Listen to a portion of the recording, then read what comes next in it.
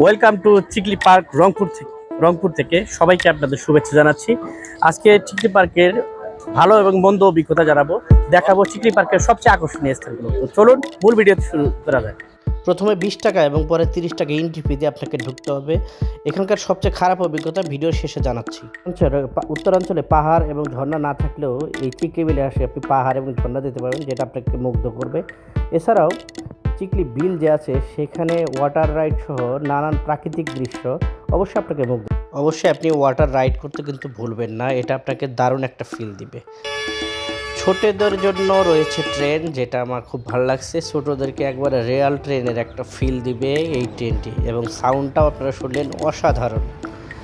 আপনি সহজেই পানির উপরে এরকম দাঁড়িয়ে পানির ফিল নিতে পারবেন, সাথে ওয়াটার রাইড তো আছে।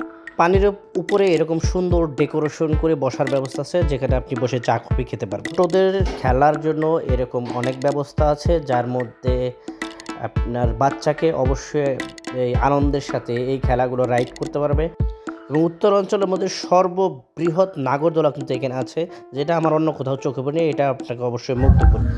চিকলি পার্কে আসার পরে একটা আমার খারাপ অভিজ্ঞতা হলো। কি সেই খারাপ অভিজ্ঞতা সেটাই আপনাদেরকে বলবো। একসময় কিন্তু এই চিকলি পার্কে কেউ আসতো না, এটা সিটি কর্পোরেশনের আন্ডারে করা হয়েছে, তখন আমি এখানে পড়াশোনা করি।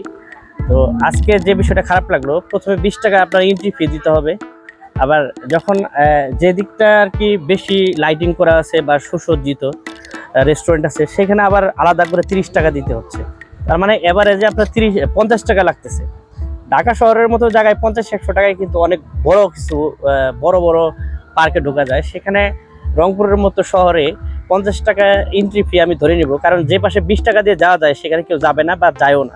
তো এটা আমার কাছে খারাপ লাগছে। এই বিষয়টা আমার মনে হয় কর্তৃপক্ষের নতুন করে বিবেচনা করা দরকার।